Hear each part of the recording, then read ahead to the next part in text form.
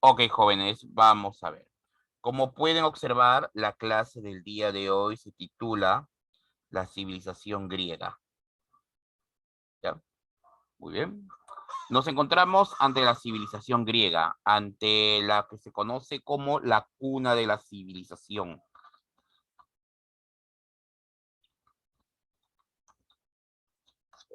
Estamos ante la cuna de la civilización, pero quiero hacer hincapié. Esto es la cuna de la civilización occidental. ¿Entienden?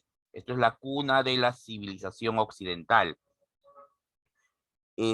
Primera pregunta que me gustaría que me respondan. Por favor, participen en el chat, ¿ya? O verbalmente. Te doy esas dos opciones, de responderme verbalmente o en el chat. Chicos, cuando yo hablo de Occidente, ¿a qué me refiero? A ver, la civilización occidental, ¿a qué me refiero, jóvenes? Europa, África, una pequeña parte de Asia. Ujú. Ya, a ver, vamos a ver. Otra pregunta, una contrapregunta a todo el grupo. Ya, una contrapregunta a todo el grupo. Bueno, buenas, señor Blay, buenos días. Una pregunta muy sencilla. Mira, para que entiendan lo que es Occidente. Las bases de Occidente. Chicos, el mundo que tú conoces en este momento, el que tú has visto y conoces, se encuentra sostenido sobre pilares, sobre varios pilares. Sobre, por ejemplo, te voy a dar un pilar. Se encuentra sostenido sobre el pilar del pensamiento filosófico greco-romano, del pensamiento griego, bajo el pensamiento germano, bajo la filosofía germana, el pensamiento el derecho romano, el cristianismo, son los pilares de la civilización occidental. ¿Cómo te das cuenta de ello? Muy simple.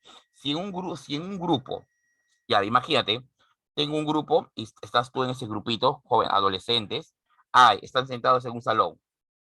Un ruso, mira, un ruso, un italiano, tú, ruso, italiano, norteamericano, tú, y y un,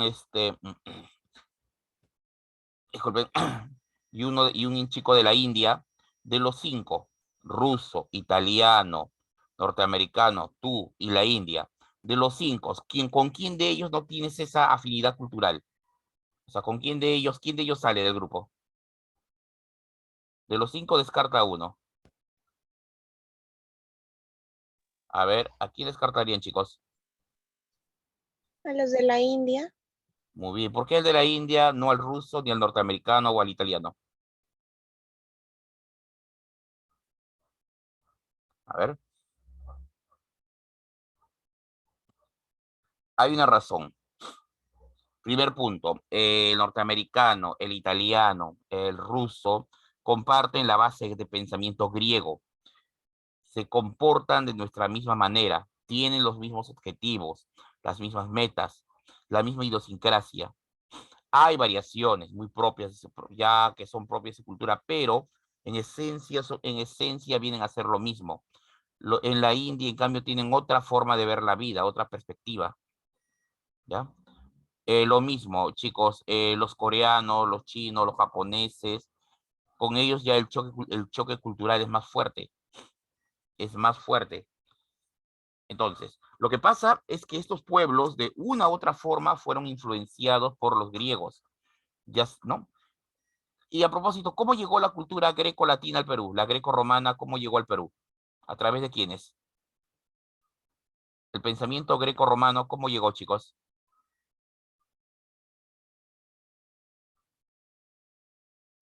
Ese pensamiento llega a nuestras tierras a través de la invasión española.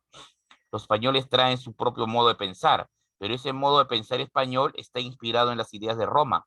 Entonces, ¿no? Los ancestros de los españoles fueron conquistados por los romanos y ellos dejaron sus ideas. Y los romanos asimilaron el pensamiento de los griegos. Así, de esa manera, la cultura se va a ir expandiendo. Los griegos crearon una brillante cultura que aún pervive en nuestros días. Se les considera como padres de la filosofía, los primeros en fijar las bases de la democracia, establecer un pensamiento racional, a la vez que fijan las bases de fijan las primeras bases científicas. Padre de la filosofía. Ellos son los padres de la filosofía, chicos. A ver, chicos, la filosofía.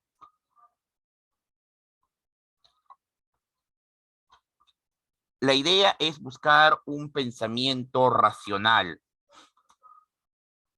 Todos ustedes tienen una filosofía que se los ha enseñado desde niños, que la han aprendido. La palabra clave aquí en todo esto, chicos, es libertad.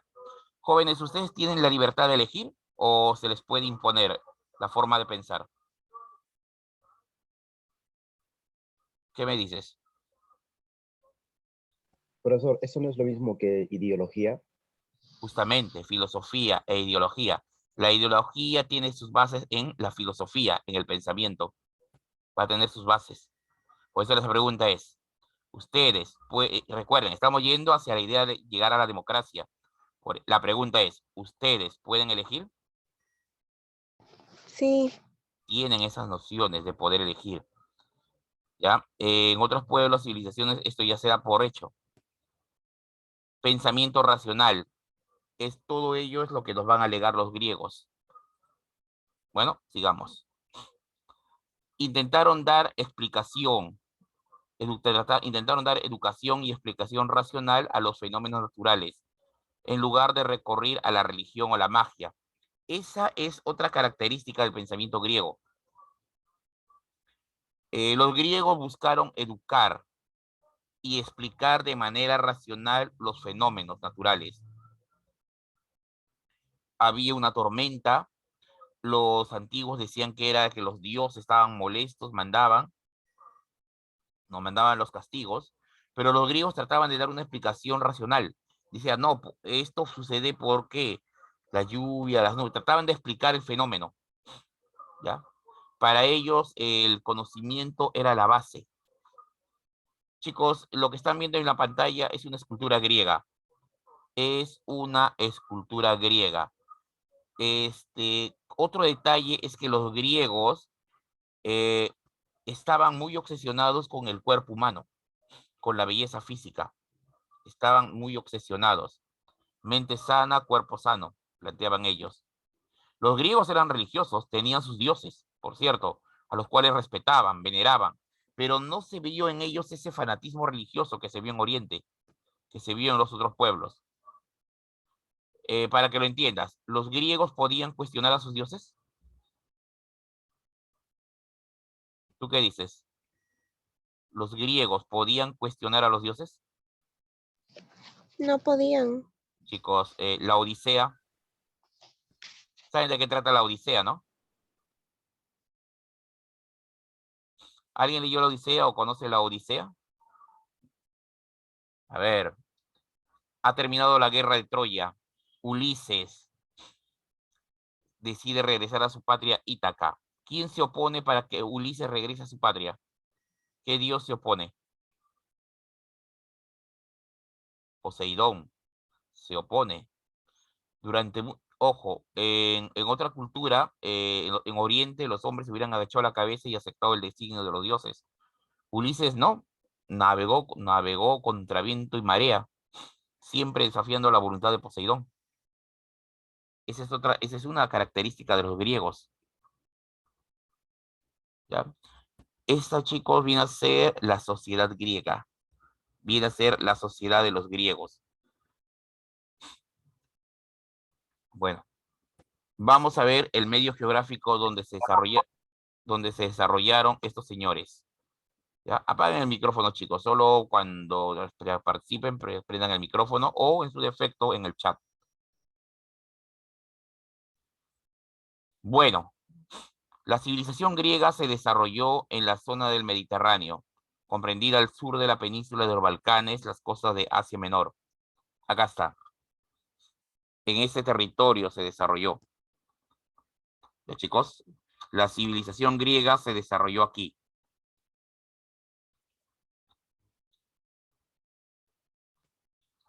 Este, jóvenes, que ves, es un mapa antiguo.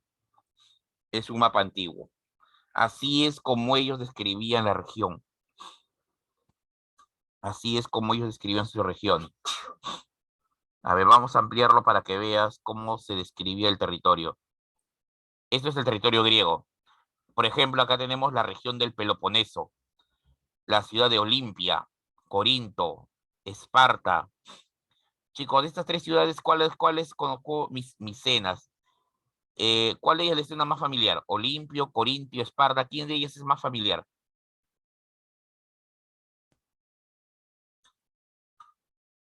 ¿Alguna ciudad que les llame la atención? ¿O hayan escuchado, al menos en las películas?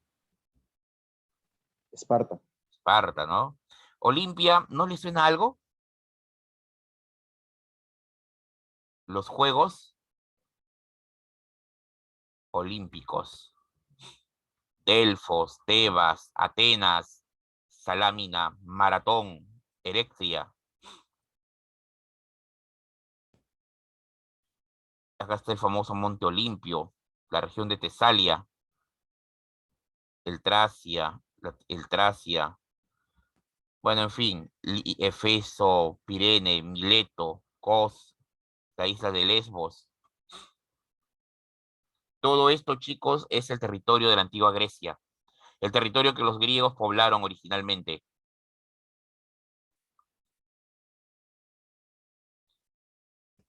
Ya, este ya es un mapa físico ya. Este es un mapa físico ya, un poquito más detallado.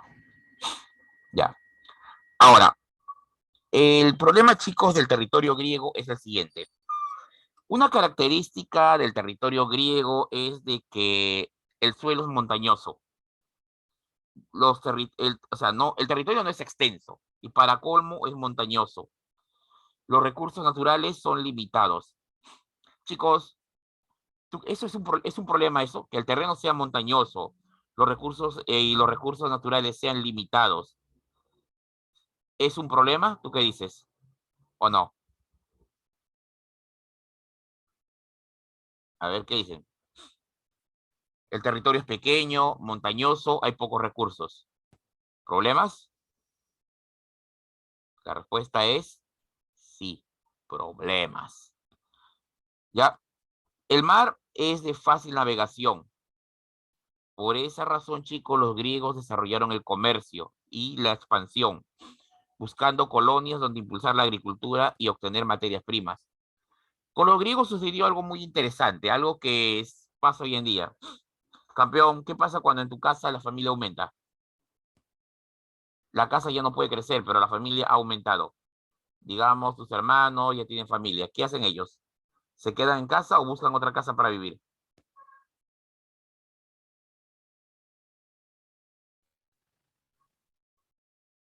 Bueno, se hace lo de siempre, ¿no? Mudarse, buscar otro lugar. Los griegos lo hicieron. Pronto empezaron a expandirse. Gracias a que eran hábiles navegantes, empezaron a expandirse por el Mediterráneo. Empezaron a expandirse por el Mediterráneo. Ahora, centrémonos nuevamente en el territorio griego. El territorio griego tiene zonas bien definidas. La Grecia continental, están viendo en imagen, la Grecia peninsular y, bueno, la Grecia insular, en este caso todas las islas. El territorio griego está dividido en tres zonas bien definidas. En filosofía, vamos a ver. Otros aportes. Los griegos buscaron desarrollar un pensamiento racional. También buscaron desarrollar el teatro. También buscaron desarrollar el teatro. Y en el teatro, chicos, tuvieron algunas características propias. Algunas características propias. El drama, la comedia y la tragedia.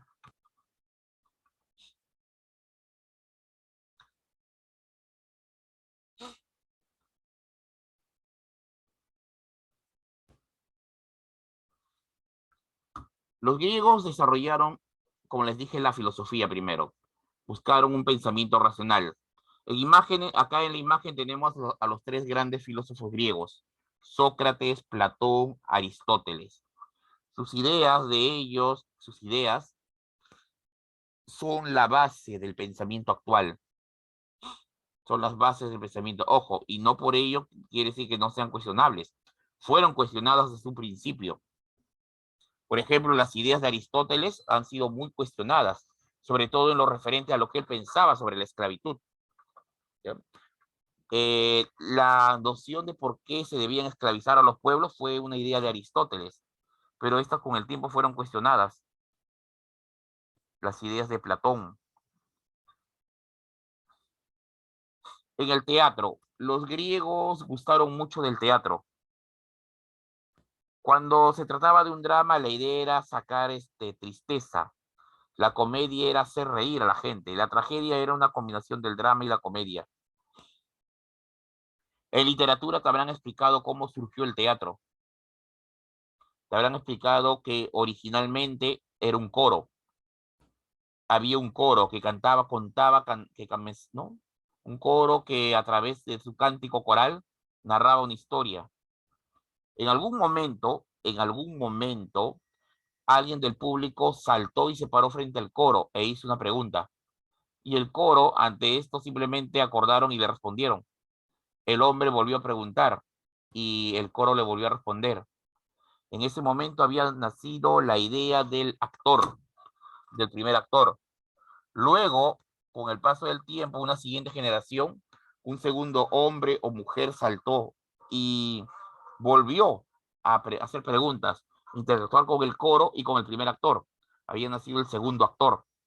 Luego un tercero o tercera. Aquí en este punto los archivos se pierden. Los archivos no están muy seguros, solo hablan de números. Ignoramos si eran hombres o mujeres. Pero lo cierto es, joven, que con el tiempo el coro perdió su valor protagónico y todo se centró en los actores. Había nacido el teatro. ¿Ya? Y bueno, hasta el día de hoy. Otro gran aporte griego, la democracia. Lugar, Atenas. Aquí fue solo una idea. Fue solo una idea, muchachos. ¿Por qué no permitir que el pueblo participe en los asuntos del gobierno? Es solo una idea. La democracia. Antaño, toda la decisión lo debía tener un solo hombre, el rey o los ancianos.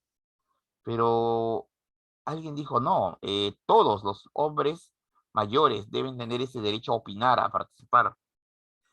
El pueblo debe estar presente en el gobierno del Estado. Tan solo una idea evolucionó. Tan solo ese fue un germen que poco a poco poco a poco todos fueron aceptando.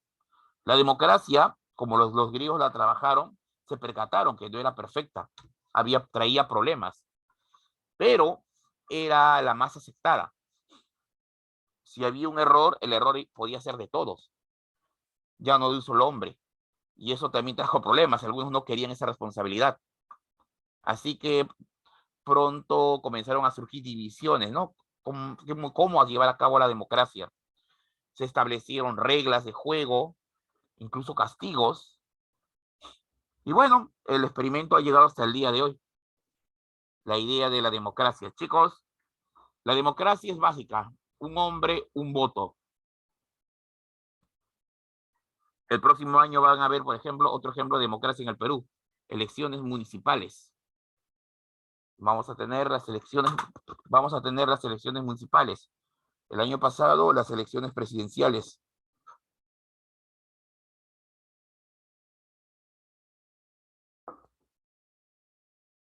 ¿No? Acá tenemos, chicos, este cuadro representa a Pericles, convenciendo al pueblo de sus ideas. Ahora, este cuadro, jóvenes, es demasiado idealista. Una pregunta, chicos. En la democracia griega, específicamente la ateniense, ¿todos tenían derecho a opinar? ¿Tú qué dices? ¿O solo unos cuantos? Todos. No, acá hay limitaciones. La democracia es solo para los iguales. ¿Y quiénes son los iguales? Reglas básicas. Número 1, haber nacido en Atenas. Número 2, ser varón mayor de 21 años. Ni las mujeres, ni los esclavos, ni los menores, y mucho menos los extranjeros, tenían derecho a opinar. Ni siquiera podían opinar. Eso era la democracia. La democracia estaba limitado, era para los iguales. Tenía sus limitaciones. Exacto, no, así es, joven Blade, así es, Blade, no es para todos. No era para todos. Ojo, y fue todo un proceso, fue toda una evolución. Ya, esta democracia la vamos a estudiar en Atenas, propiamente. Así que de momento nos vamos a la Grecia arcaica. Nos vamos a la Edad de Bronce. Estamos en la Grecia arcaica, chicos. La primera fase de la historia griega, la Edad de Bronce. Quiero que sepas que el bronce, la Edad de Bronce fue todo un periodo. Ese día en clase te expliqué. Fue todo un periodo de la civilización que duró un par de miles de años y que lamentablemente colapsó ante la llegada de los pueblos que traían el hierro. Te dije que fue toda una tragedia. Los textos, los documentos escritos de la época hablan de una gran tragedia para las civilizaciones ante la invasión de los pueblos que manejaban hierro.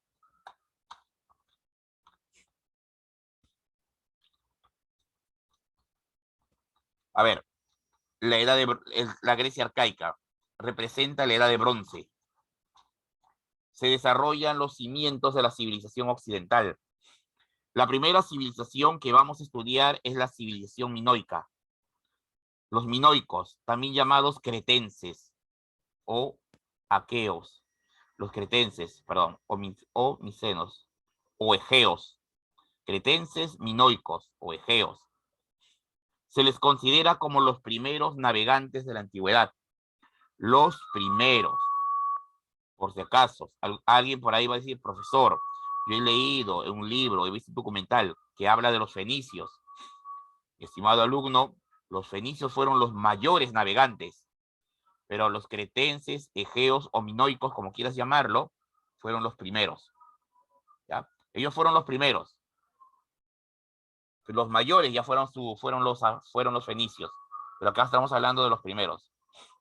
La capital, la ciudad de Conosos o Festos, desarrollaron una talasocracia. Eso significa que era un gobierno de comerciantes.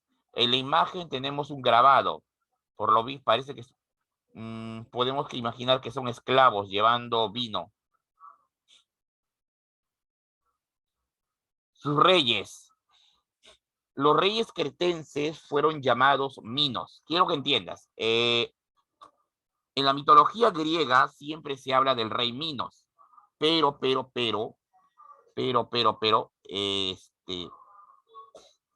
el problema, chicos, es que Minos no es un nombre propio. Minos es un título. Para que me entiendas, al señor Pedro Castillo, ¿cómo se le denomina actualmente? A ver, chicos. Profesor, el rey Minos no era el que tocaba cualquier cosa y se volvía oro. No, chicos, lo que ustedes me están diciendo es mitología. Estamos ahorita hablando de parte histórica. Estoy tratando de separar la mitología de la historia. Y y el que toca las cosas es Midas. Pero separemos la mitología de la historia. Chicos, para que entiendan cómo es que se forja la mitología. Actualmente, el que gobierna el Perú, Pedro Castillo, sigue su cargo presidente. Antes de él, chicos, ¿quiénes estuvieron? Antes de Castillo tuvimos otros presidentes, ¿cierto? Vizcarra. Vizcarra, PPK, ¿cómo se llama el anterior? Vizcarra, PPK, Toledo, Alan García. Chicos, todos fueron presidentes. Retrocedemos a Paniagua, Fujimori, nuevamente Belaúnde, García, Velasco, sí. Pero en el pasado fue así. hubo varios reyes. Y el problema, chicos, es de que después de la caída de la Edad de Bronce, ante el avance de los pueblos que traían hierro, la destrucción fue tal que muchos archivos se perdieron, muchos documentos, cronologías se perdieron. Así que cuando los pueblos se reconstruyeron, los sobrevivientes no podían ir y saber quiénes los gobernaron. Sabían que había un gobernante al cual ellos llamaban Minos. Sabían eso. Sabían que tenían un gobernante al cual ellos llamaban Minos, pero no sabían su nombre. Así pasó el tiempo y de pronto Minos se volvió el nombre de una sola persona. Por eso es que cuando en la mitología se menciona el rey Minos y se le atribuyen muchas hazañas, lo más probable es que hayan habido muchos reyes, cada uno, y muchos reyes, pero ahora se los ha combinado en una sola persona. Eso es lo que pasó. De hecho, así se forja la mitología. Cuando se pierden los archivos, todo pasa a leyenda y luego se vuelve con el tiempo mito. Los minoicos practicaban la tauromaquia. Lo que tú estás viendo aquí, chicos, es una escena de la tauromaquia. Jugar con el toro. Todo joven mayor de 16 años tenía que pasar esta prueba. Si no, no se le consideraría como hombre. ¿Actualmente se practica la tauromaquia? Sí, como es como esa corrida de toros, ¿no? Excelente. La corrida de toros es la tauromaquia. Esa es la corrida de toros, la tauromaquia. Y esto me lleva a un célebre mito. ¿Cómo se llama este mito? A ver, chicos, este mito. El Minotauro. toro que vivía en un Minotauro. laberinto. El Minotauro, ¿no? Esto en realidad hay una explicación, jóvenes. Es de que este mito se contaba a la gente para animarlos a pagar sus impuestos. No. Eso está muy relacionado al pago de impuestos, este tipo de mitología. Bueno, el mito dice que fue Teseo quien mató al Minotauro, según el mito. El Minotauro vivía en su laberinto. Luego de la civilización micénica, de la civilización egea, entraríamos a la civilización micénica o aquea. La capital fue la ciudad de Micenas, es la segunda fase. Son los responsables de la caída de la civilización egea. Se le atribuye. Este es un grabado que ha sobrevivido de la época. Chicos, es un grabado de la época. Más o menos nos dice cómo se vestían y cómo se portaban. Tenemos aquí a dos jóvenes soplitas entrenando. La arquitectura. Estos son los restos de la antigua ciudad de Micenas. Aquí tenemos, chicos, la Puerta de los Leones. Así se llamaba este lugar. Puerta de los Leones. Los muros, chicos, si tú te percatas, son piedras de gran tamaño. El hecho de que estas piedras fueran de gran tamaño hizo que siglos después, cuando la civilización egea había desaparecido, cuando la civilización aquea había desaparecido, los nuevos griegos de la época clásica observaban estos muros y decían, es imposible que el ser humano haya podido transportar estas piedras. Tuvieron que haberlo hecho los gigantes. Por eso le llamaron muros ciclopeos. Como ahora, cuando la gente ve Machu Picchu, las pirámides, piensa que fueron los extraterrestres. En el pasado pensaban que lo habían hecho los cíclopes. Acá tenemos, pensaron que lo había hecho esta criatura. ¿Ya? La gente cuando no entiende algo, chicos, le atribuye a seres fantásticos. Cuando ignora. Eso sí, los aqueos pelearon la guerra de Troya. Chicos, esta escena, ¿qué te recuerda?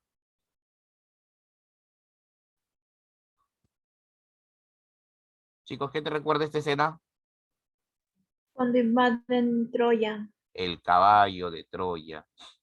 La ciudad de Troya, chicos, la guerra de Troya sí se libró, pero no es como la pinta el mito. El mito lo ensalza que todo empezó con el secuestro de Helena y que no, Agamenón, Menelao combatieron contra Aquiles, ¿no? Contra Aquiles, en fin. Agamenón, Menelao se enfrentaron al rey Príamo, a sus hijos Héctor y Paris y combatieron a Aquiles, a Ajax. En realidad, chicos, la razón real de la guerra de Troya era simple comercio. Los griegos necesitaban un abastecimiento de trigo del Mar Negro y los troyanos no se los iba a dejar poner fácil. Acá tenemos aquí tenemos, chicos, aquí tenemos la antigua ciudad de Troya. La ciudad de Troya controlaba el paso al Mar Negro. Los griegos que estaban aquí necesitaban llegar al Mar Negro para poder obtener trigo. Un trigo barato para alimentar a su pueblo. Problema, los troyanos no los dejaban pasar. Así que, jóvenes, la guerra iba a estallar.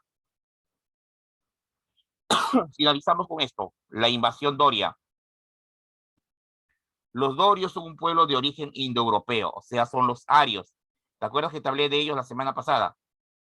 Hititas, hicsos, germanos.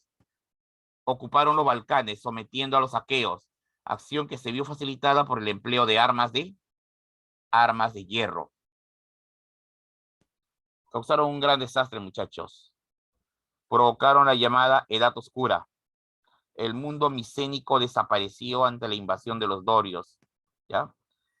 Todo se perdió, la destrucción fue total. Los dorios, como te dije, son de origen ario. Ya. Bien, chicos, vamos a pasar, vamos a ver, vamos a salir.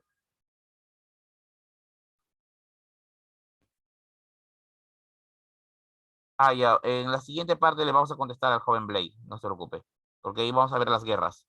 Chicos, vamos a salir y vamos a salir aquí y vuelvan a entrar al Zoom, ¿ya? Vuelvan a entrar al Zoom, porque se me acaba el tiempo. Ya, vuelven a entrar al Zoom todos. Repito, salgan todos y vuelvan a entrar.